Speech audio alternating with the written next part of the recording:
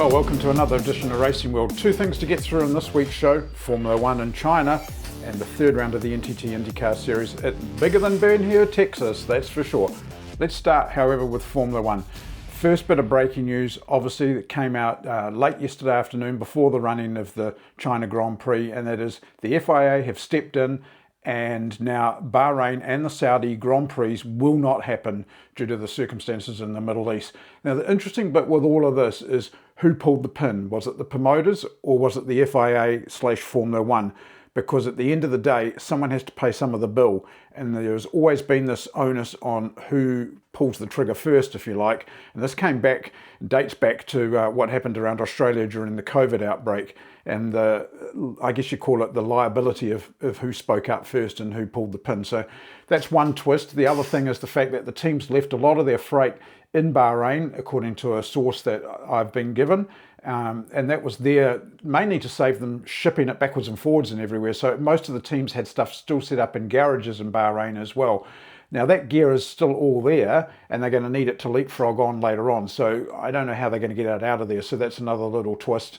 And Pirelli obviously had a lot of gear there as well. So there's a whole bunch of factors that come into play. And then, of course, we've got the Japanese Grand Prix coming up. And then we have a month, literally, without anything. And it's not called the summer break, so there is no curfew or cost cap limits or mandatory stand downs or anything like this. But it does curtail the development of the cars this year. And that's something that I think is kind of sad. What do we think about the Chinese Grand Prix? Well, I thought it was quite good, but then again, I didn't. I didn't because of the reliability factor. We always knew that was going to happen.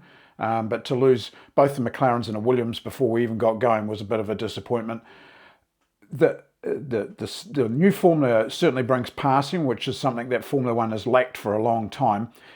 It's a little bit artificial, but then again, it is also driver driven as to how they deploy those aids. So there's a bit of both in there.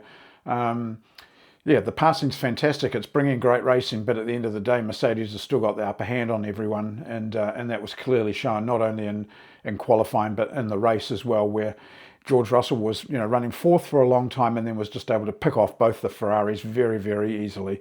But it's only 2 Grand Prix in. Let's give this formula a little bit of time and accept change, because we have to accept change, and see what comes out the other side of it. Great to see a resurgence in Lewis Hamilton, though. That's fantastic. Fantastic for everyone. He's certainly very upbeat, and I just think that that's going to make for a good championship season. So we're in for plenty of good stuff to come. Then just staying on the F1 subject just for a little bit, I was able to get these 2 photos. They appeared on social media, but they did the rounds everywhere. This first one is of the Mercedes steering wheel, and it just shows you how complex the setup is on one of these modern Formula 1 steering wheels. Certainly it's a lot more complex than an IndyCar wheel, not denying that they're still complex, but this is certainly a lot for a driver to take in and a lot for a driver to understand. And also you've got to consider when drivers say, like Hamilton last year, move from team to team, there's a lot of adjustment because each team sets up those steering wheels to suit themselves. So that's one thing. Then the second picture I've got here is of the Cadillac.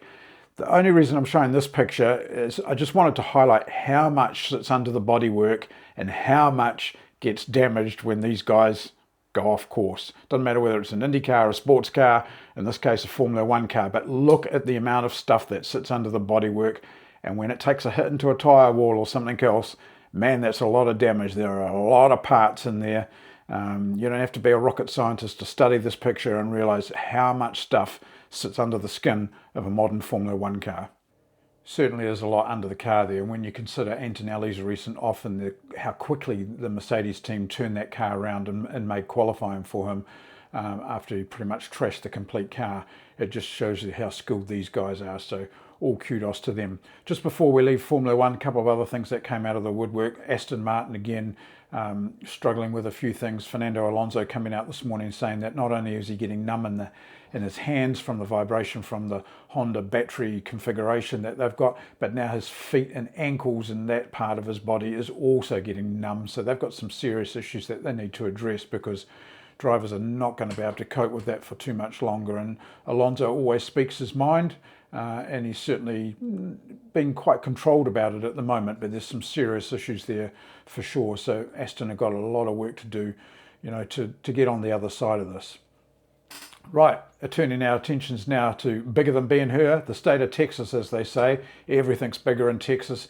Arlington didn't disappoint, that's for sure. We'll get into the race in a minute. We'll just look at the lead up to the race. So the first part that happened was there was a bit of a rule change in the week leading into the event, and it had to do with qualifying in the top six, or the fast six. So qualifying for the road courses and the street courses stays as normal, with a field split into two groups, then the 12, and then that becomes the 6. But now, instead of the 6 all being out together, it's going to be single lap qualifying. I kind of think that this is a good idea. It certainly helps traffic situations, but there's some other interesting tangents that have come out of that.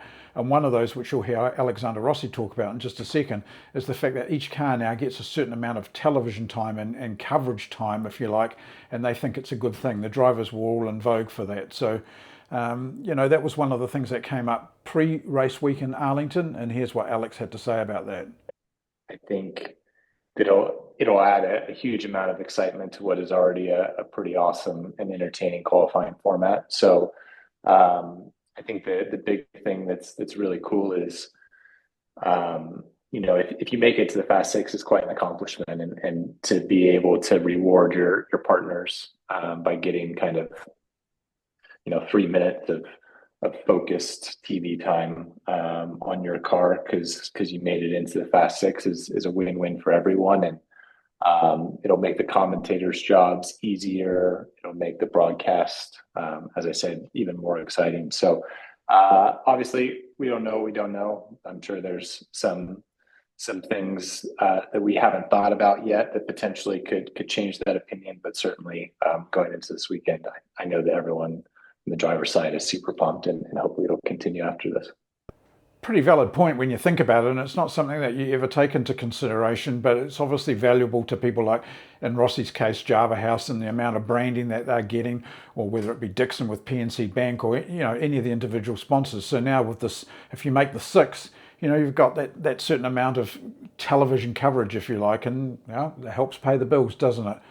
So onwards to the track itself. Tony Cotman, good friend of mine, the circuit designer, originally from New Zealand, said to me that this was going to be a badass circuit, and he certainly doesn't disappoint. Facilities looked amazing. Big things were a massive crowd on Friday, and this was to build across the weekend. So much so that Sunday it was a sellout in the grandstands areas. I'm not saying GA, just saying grandstands, but they were fully sold, and everyone noticed this. Now, this is a trend that we saw at St. Pete. We kind of saw it at the doubleheader at Phoenix, but I'm putting some of the NASCAR audience into that mix, so that's a little bit maybe distorted. But for Arlington, first event, got the support of the city, some great sports stadiums around there. Everyone bought into it, and the crowd didn't disappoint. So the cars took to the track for the very first time. First lot of practice happened on the Friday, and we got to talk to Mick Schumacher, who's becoming a bit of a regular for us this year. And for Mick, this was a taste of welcome to a bumpy street circuit. It's certainly not Formula One and billiards type table surfaces that you get there. I think it was a little bit of a culture shock. I mean, if I thought St. Pete was bumpy, this is a whole new story of bumpiness. We're shaking through it pretty well. It was pretty incredible, but overall, yeah, lots of things to clean up on our side. It was good to get a first taste of what the track is like, but yeah, we have a lot of work to do, so I'll let it go and do that. Well, welcome to INDYCAR, as they say. I think, though, however, we'll see Schumacher maybe shine quite well when the teams go to Barber in a couple of weeks' time, because it's the first traditional road course that Mick will have driven on, something maybe similar to some things in Europe. Barber's certainly a very challenging circuit as well. I've been there, and it's a great track. But for Mick, it'll be the first time he's been on a permanent road course, so that will be interesting to see how he performs there. Of course, the Rahal team have got to have their act together as well. Not saying that they don't, just saying that all the pieces have got to align. More in practice, and a person that dominated practice really was Kiwi Scott McLaughlin. adapted to the circuit fairly quickly. He's always been good at that at tracks like the old Adelaide Street Course and V8 Supercar days. Was very, very good at that. And we've seen him adapt to these occasions quite quickly. He's one of those drivers that seems to take it on board very fast. So it was a very upbeat Scott McLaughlin at the Friday post-practice press conference. You probably think I'm getting paid to say it, but it's hands down the best street circuit personally that I've driven on so far. It's got a huge straight, bumpy straight, very hard to test your brake point into turn 10 there, and then there's so many corners that are technical but then also daring, and it's just an absolute blast, and it was honestly a pleasure to learn it and get better and better. And obviously I'm a bit happier because my car's handling really good right now, but really good start to our weekend. Just wanted a solid session and build on it from here and have a lot of confidence to the point I just feel like just polishing the car and just putting it in the truck, so it feels really good. Of course, the press conference these days wouldn't be complete without an Alex Palou statement. Just seems the way it's gone for, the last year and a half. But Alex was there as well after practice, and he had very similar thoughts to what McLaughlin said. Drivers were certainly very upbeat about the width of the track, the way the track ran, the length of the track. So a lot of credit again to Tony Cotman for this, but it certainly got the praises of Alex Palou. Yeah, there's it's insane. It's super fun to drive. It's just a lot more fun than I thought. Just how the car feels. There's so many different corners. Like there's corners that you can attack so much and you feel like a superhero. There's other corners where you need to back off because the grip is very different. Very bumpy, a lot more bumpy than I thought, which makes it super challenging, but super fun. Practice 2 on the Saturday morning tended to be a little bit eventful. Newgarden ran into trouble, tubbed the car, so they had to bring the Phoenix car into play with a bit of rework on it. There was a few other things. Dixon and Power had a bit of a coming together. No one's real fault. Dixon had spun up. Power didn't even see him coming into the corner and just collected it on the way through. But at the end of the day, we had a first-time pole sitter in the NTT IndyCar Series. Kind of fell off the radar a little bit, but Marcus Ericsson was able to convert to a pole position. It's his first ever in the NTT IndyCar Series, and it's certainly something that I kind of had forgotten about, but it was a very upbeat Ericsson after a demanding last year and a lot of criticism. Got to remember too that he's in a contract renewal year this year, so there's a lot to play for at Andretti Global, which I think soon will become TWG. We're getting more of that branding out there. But for Ericsson, this was a good way to start the weekend. It feels really good. It's been obviously, like you just mentioned, a lot of races in IndyCar, but before that I did a lot of races in F1, and then GP2 was my last pole position in 2013. So it's been like a lifetime since last pole position. It was really close to St. Pete already, obviously second there, and just 200ths of a second off pole. So it was a bit frustrating that night. I was thinking a lot about, I could have done this and this different and get that first pole, but it got me really fired up because I knew we were going to have a good shot here in Arlington. And it just feels amazing. I think the team has done a really good job. The 28 crew has been, I think we showed that already in St. Pete, obviously. Phoenix was a bit of a struggle, but really, really good to finish, qualifying in P1 and then start from pole tomorrow. Onwards then to the race. It was brought forward because of pending weather that was going to hit the region. Seems that a lot of the east coast of America at the moment's in for another round of storms and snow and all sorts of bits and pieces. And the Arlington area wasn't exempt from that. So the race was brought forward an hour. That decision was made well in advance, so everyone knew, fitted with a television schedule, all those sorts of things. So it didn't really impact too much at the end of the day. But what we got was a pretty good race, really. I had expected some carnage, not dissimilar to maybe what we get at St. Pete, and it didn't really happen, not till the closing stages, and they were just little silly things. But the initial opening laps and stuff were all very clean.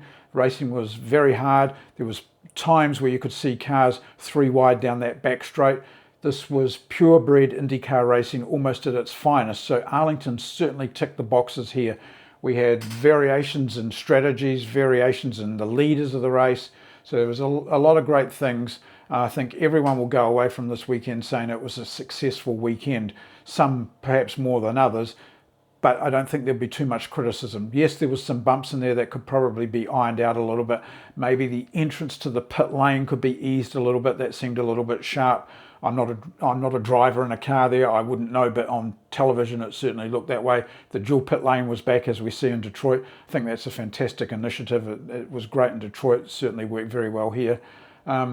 Palou was there for quite some time. Will Power was there for quite some time. There were various leaders. Ericsson fell by the wayside early on through a range of problems, including a slow pit stop. But Alex Palou had plenty to say about the pass that Kyle Kirkwood had on him in those closing stages. I defended in turn 10. They were a little bit more trimmed than us. We knew that. They were catching us a lot on the straights. That was a decision we took, and that's the best we knew. Then out of turn 12, I went on the OT on the hybrid as well, and he was very close, and I didn't know if I had to defend or not. He just lunged, and it was clean pass, amazing pass, 10 out of 10. One thing about Alex Palou is he's a fair racer, and Kyle Kirkwood acknowledged that as well and knew that the way they were racing, it was fair game for everyone, and there was a point where both drivers would back out of it. So it's a mark of respect as well. Now, the other thing that came up that drivers noticed, Will Power's going to comment about this, and so will Alex here, was, as I'd mentioned, the crowd, the Sunday crowd particularly. So drivers noticed that this facility was working for them. So again, that's a big tick to not only the event promoter, NTT IndyCar Series itself, Penske Entertainment, but everyone involved in it, the way the show was put on, the condition of the environment, the way the environment was laid out, everyone bought into it, and the drivers most certainly noticed. Every stand was full. Like when you're driving around, It was very impressive. Every The outlap. every is totally full. The track looked amazing. It just looked like a big event. This is setting a new standard of what our event should look like, and I can't think. I think it's Penske Entertainment, the Cowboys, the Rangers, right? The whole group is just amazing.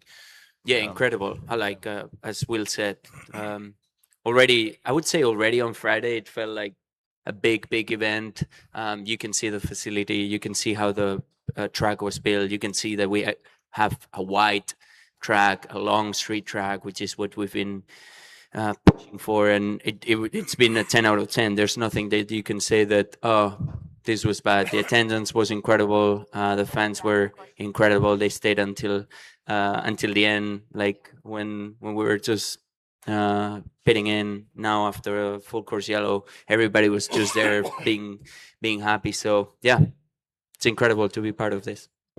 And then the second thing to remember is this season's been different than the past few, where we've had these big gaps in the early part of the season, February, March, April. We've had 3 weekends of racing in a row here, and then I've got a week off, and then we're back into it again at Barber, and then the haul across to the west coast of America as well. So it's been fairly full on for everyone concerned in this. A lot of mileage on the road for the hauler drivers, just the whole thing. 3 very different types of circuits, still 2 street courses in there, but still very, very different types of circuits. And it's taken its toll on everyone. I'll be glad for a rest, to be honest. I've been going hard. I've never been so busy in my life, moving to a new team and have to get a place in a new city and so on and so on. There's just so much to do. So it'd be nice to sort of catch our breath and come out swinging when we come back. I think it's been really, really good first start of the season. Obviously, what happened in Phoenix. Still, we got a win in a second. I think from a serious standpoint, it's been incredible to see what everybody's been pushing on. Like, hey, we don't need breaks once we start, and I think you can see it on the people, on the ratings, on how engaged everybody is. So I think that's a big gain. Then, fortunately, I'm not resting next week. I have Sebring, so I'll be very busy. I have Sim on Tuesday. I'm traveling on Wednesday, and I'll be back on track. So it'll be very, very busy. There's a lot of stuff that I can always learn as well there.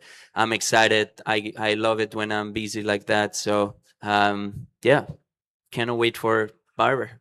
Well, drivers will be drivers, and Alex Palou likes to keep himself busy, that's for sure. So he'll be driving in the 12-hour at Sebring this weekend. along with quite a few other IndyCar drivers. I know that Scott Dixon will be there as well in the MSR entry, as they are at Daytona and also at Atlanta at the end of the year. So it's not really a weekend off for them, but it's a weekend off for the IndyCar teams as such. Chance to regroup back in Indiana or wherever their bases are and get back into it.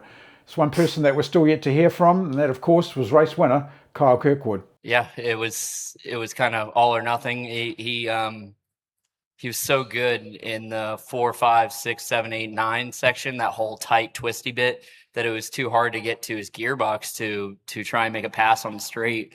So it put me in a position where I was just like, you know what, we're good on the straights right now. We're trimmed more than him. We're good under braking, and I knew that he was going to brake a little bit lighter there because his car was bottoming more than ours. So just had to do a bit of a late lunge to kind of surprise him a little bit, because I think if he started defending, there was probably no chance of us getting by him, because that was probably the only place that we were going to be able to pass him. Kirkwood now leads the NTT IndyCar Championship. Only 3 rounds in, but he is now the leader. Now, there's always this thing about, I'm leading the championship. What way does my mind go, if you like? But he's very, very determined. It's one race at a time, which you'll hear from in just a second. But it's a very important thing to remember. 3 races does not make a championship. It makes you a contender. But boy, oh boy, there are a whole cast of people way back about as far as 12th, where Dixon's currently sitting, that are all championship contenders, and there's some big races to play for, and of course the granddaddy of them all, the Indy 500. But for Kirkwood, yeah, it's now about focus now and not the future, but you kind of still think that it's got to be in the back of your mind. I don't want to focus too much on the championship. I want to focus on the next race in front of us and just maximizing our performance. Of course, we're good at street courses. We've figured out short ovals now. That's all we've driven on so far. We're going to a road course next. I think that's where we need to thrive as well. So there's a lot of work to do. Of course, we want to be the biggest threat. Every driver does. We're currently the biggest threat to him and the entire rest of the field. But we need to continue that because we've got a lot of races to go. Kyle playing the smart mind game there, if you like, and I think that's a good approach to take to it. But also a person who's playing quite a role in that is Dan Torres, the now owner of the Andretti global organisation, TWG Motorsports as well. It's not often we get to hear from Dan. He's a very busy man with the Cadillac program. Was kind of surprised that he was actually in Arlington and not China with the F1 team. But Dan, it's kind of, he says here, which you'll hear, very similar things to what Kyle was saying. It's about the focus of what they're doing, not what others are doing, which is always a distraction, and play to their own game. And these are very, very intelligent words that he says. And you've got to think that that's also been applied to the Cadillac F1 team.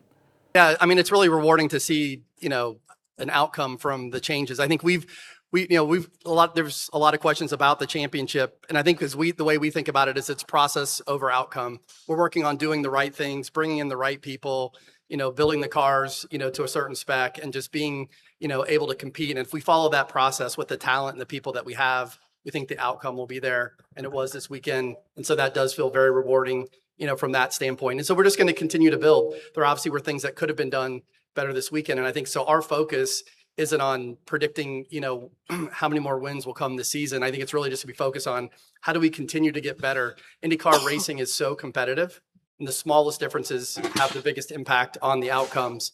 And so we're going to continue as a team to just outwork everybody and to continue to work on those details and try to control the things that are in our control to put these guys in the best position to win, because we know we have some of the best drivers in the series. Really great to hear from Dan, and he's a man that's very influential in the series now and Formula One and everything else he's doing, so there's some big things there.